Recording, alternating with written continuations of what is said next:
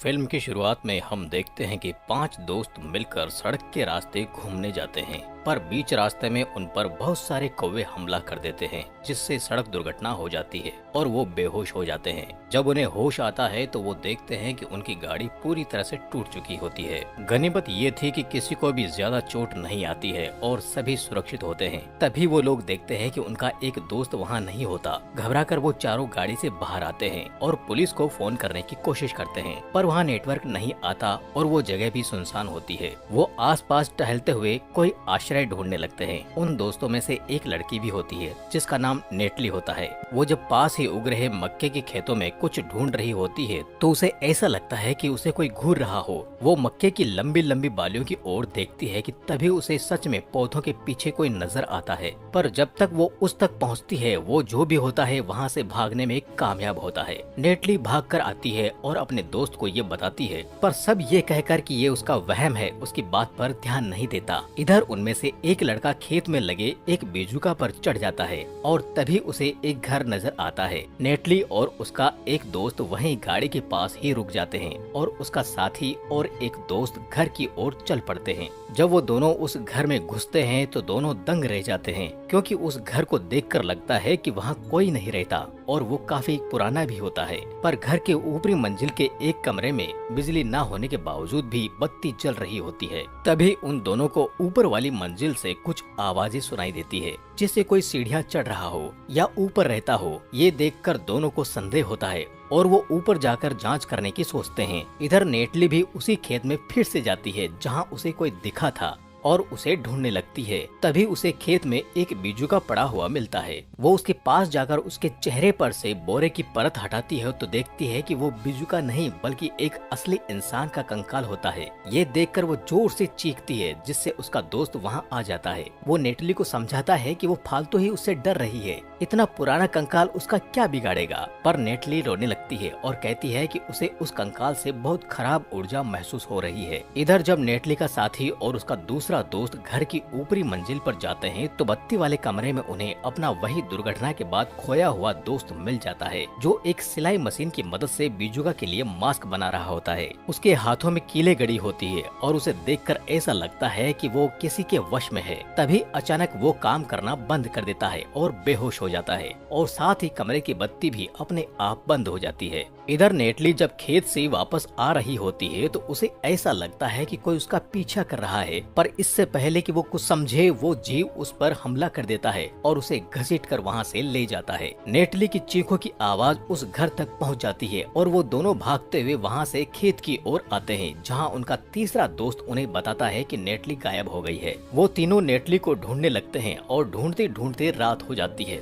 तभी वो खेत के बीच एक खाली जगह पर आते हैं, जहां उन्हें नेटली का शव एक क्रॉस पर लटका हुआ दिखता है। वो दुखी हो जाते हैं और तभी नेटली के साथी का ध्यान एक रस्सी पर जाता है जो उसके पैरों से बंधा हुआ था। उस रस्सी को कोई खींच रहा था, जो देखकर उसके साथी को बहुत गुस्सा आता है और वो उस रस्सी के दूसरे छोर की ओर जाने लगता है। इधर नेटली का एक दोस्त जब उसके शव की ओर देखता है तो डर जाता है, क्योंकि नेटली की आंखें पूरी सफेद और फिर काली हो जाती है। वो वहाँ से भाग कर जाता है और अपने दूसरे दोस्त को बताता है। दूसरी ओर नेटली का साथी जब रस्सी के छोर तक पहुँचने वाला होता है, उसे भी कोई जीव नजर आता है और वो घबरा जाता है। वो जीव नेटली की रस्सी छोड़ देता है और उसका साथी जल्दी से नेटली का शव लेकर वहाँ से भागने लगता है, पर वो जीव उन पर हमला कर देता है। नेटली के साथी को उस पर गुस्सा आ जाता है और वो जाकर उस जीव को पकड़ लेता है, जो एक बिजुका निकलता है। थोड़ी देर तो वो बिजुका उससे लड़ता है, पर जैसे ही नेटली का साथी उस पर हावी होने लगता है वो एक आम निर्जीव बिजुका में बदल जाता है। ये देखकर नेटली के साथी को बड़ा आश्चर्य होता है और तभी एक और बिजुका वहाँ आकर उस पर हमला कर देता है, जिससे वो चिल्लाकर अपने दोस्त को बुलाने लगता है। उसके दोस्त जब उसके बचाव के लिए वहाँ आते हैं तो और बिजुका आ जाते हैं और उन पर हमला कर देते हैं, जिससे वो तीनों दोस्त भागकर खेत के पास के एक घर में छुप जाते हैं। वो लोग खिड़की से देखते हैं कि वो बिजुका उस घर के पास नहीं आ रहा होता, यानी उसका दायरा केवल खेत तक होता है। वो लोग अपनी चोट की मरहम पट्टी करते हैं और फिर घर के बाहर एक खाली गाड़ी ढूंढने आ जाते हैं। उन्हें एक गाड़ी मिल भी जाती है, पर उस गाड़ी में एक बिजुका होता है जो उन पर हमला कर देता है, पर वो लोग खुद को छुड़ा लेते हैं और तभी उनमें से एक साथी को कुछ काल्पनिक दृश्य दिखने लगते हैं, जिससे वो वहाँ रहने वाले एक आदमी को देखता है जिसके 2 बेटे होते हैं। वो आदमी एक दिन अपने बेटों को सुअर का मांस काटना सिखा रहा होता है। उसका बड़ा बेटा काफी अच्छे से अपने पिता की बात पर अमल कर लेता है, पर उसके छोटे बेटे को ये काम बिल्कुल भी पसंद नहीं आता और वो मांस काटने से मना कर देता है, जिससे उसके पिता को बहुत गुस्सा आता है और वो उसे बुरा बर्ताव करता है।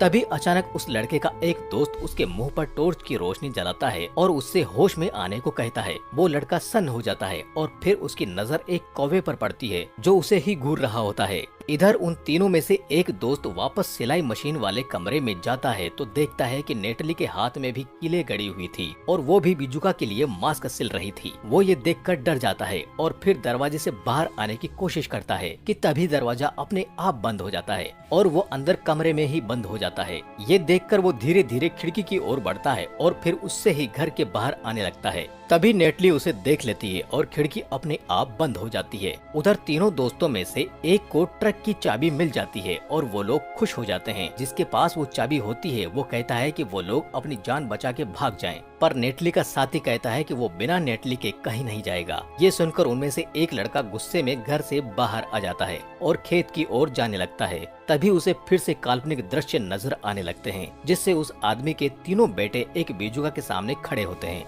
और तभी छोटा भाई बड़े भाई पर हमला कर देता है और वो मर जाता है। ये देखकर वो लड़का वापस असल जिंदगी में आ जाता है और उसे अचानक ये एहसास होता है कि वो उसी जगह पर खड़ा है जहाँ पर बड़े वाले भाई की हत्या हुई थी। तभी अचानक उसके पैरों में रस्सी बंध जाती है और कोई उसे बिजुका की जगह टांग देता है। तभी वहाँ एक बिजुका आता है जिसकी उंगलियों में कील लगी होती है। वो उस लड़के को मारने लगता है। इतने में नेटली का साथी वहाँ आ जाता है और वो उसकी रस्सी काट कर बचा लेता है। फिर वो पूरी बहादुरी से बिजुका को मार डालता है। तब वो अपने दोस्तों को बताता है कि उसे बार बार कुछ काल्पनिक दृश्य दिखते हैं। हो सकता है उस बड़े वाले भाई की आत्मा उस घर में बंद हो। ये सुनकर नेटली का साथी कहता है कि नेटली भी बार बार एक ही जगह जा रही थी और उसे भी ये दृश्य दिखे थे। वो खुद अंदर चला जाता है। उसके अंदर जाते ही उसका दूसरा दोस्त अपने तीसरे दोस्त से कहता है कि नेटली का साथी पागल हो गया है और बिना उसे लिए नहीं जाएगा, तो क्यों न वो दोनों ही वहाँ से भाग चलें। ये सुनकर उसके दोस्त को गुस्सा आ जाता है और वो कहता है कि वो भी अंदर आ रहा है और अगर उसे जाने की इतनी जल्दी है तो वो वहाँ से अकेले ही अपनी जान बचाकर भाग जाए। फिर वो अंदर चला जाता है। वो दोनों दोस्त घर में छानबीन करने लगते हैं कि तभी उन्हें इंजन की आवाज आती है। नेटली का साथी दौड़कर बाहर जाता है तो देखता है कि उसका दोस्त उन्हें बिना लिए वहाँ से चला गया है। ये देखकर उसे बहुत गुस्सा आता है। इधर जो दोस्त भाग जाता है उसे खेत में ही रास्ते में एक बिजुका मिल जाता है जो उसकी गाड़ी से जानबूझकर टकरा जाता है और उससे गाड़ी रुक जाती है। फिर एक और बिजुका वहाँ आ जाता है और वो भी उस पर हमला करने लगता है। जब एक बिजुका गाड़ी का शीशा तोड़कर अंदर आने लगता है तभी वो उसका मास्क चेहरे से हटा देता है और वो बिजुका निर्जीव हो जाता है। लड़का ये देखकर हैरान हो जाता है कि उस मास्क के पीछे जो बिजुका था वो कोई और नहीं बल्कि उसका वो दोस्त था जो ट्रिप की शुरुआत में गायब हो गया था। तब उसे समझ आता है कि जिन लोगों को भी ये बिजुका मार देते हैं वो खुद भी बिजुका बन जाते हैं और अपने ही हाथों से खुद के लिए मास्क सिलते हैं। तभी उसके दोनों दोस्त वहाँ उसे बचाने आ जाते हैं। नेटली के साथी के पास एक बंदूक होती है इसलिए वो बिल्कुल भी नहीं डरता। तभी वहाँ नेटली का बिजुका आ जाता है। उसका साथी नेटली को नहीं मार पाता पर नेटली बिजुका होने के कारण उसे नहीं पहचानती है और उसे बेरहमी से मार देती है। इधर उसके साथी के साथ आए दोस्त को फिर से एक काल्पनिक दृश्य दिखता है जिसमें वो दोनों भाई होते हैं। छोटा भाई बड़े वाले भाई के शव के लिए एक मास्क सिलता है और फिर उसका शरीर बिजुका की जगह ले लेता है। दृश्य हट जाता है और वो लड़का घर के बाहर आता है। दरवाजे पर फिर उसे वही कौवा नजर आता है जो उसे घूरता है। अब बाकी बचे दोनों दोस्त वहाँ से भागने की योजना बनाते हैं। उन्हें ये चीज तो पता चल जाती है कि बिजुका एक बार में एक ही इंसान पर हमला कर सकते हैं। फिर वहाँ नेटली का साथी आ जाता है और अपना मास्क सिलने लगता है। ये दोनों छुप कर जाते हैं और एक बंदूक और ईंधन लेकर गाड़ी की तरफ आ जाते हैं। तभी वहाँ एक बिजुका आ जाता है और उन पर हमला कर देता है पर वो लोग बंदूक की मदद से उसे मारने में कामयाब होते हैं। फिर वो ये तय करते हैं कि वो दोनों अलग अलग जाएंगे ताकि बिजुका परेशान हो जाए कि मारना किसे है। वो दोनों ये जानते हुए कि कोई एक ही उनमें से अंत में जिंदा रहेगा पर उनके पास और कोई रास्ता नहीं होता है। तभी नेटली का साथी मास्क पहनकर बिजुका बना उन पर हमला करने आ जाता है और दोनों दो रास्तों पर चले जाते हैं।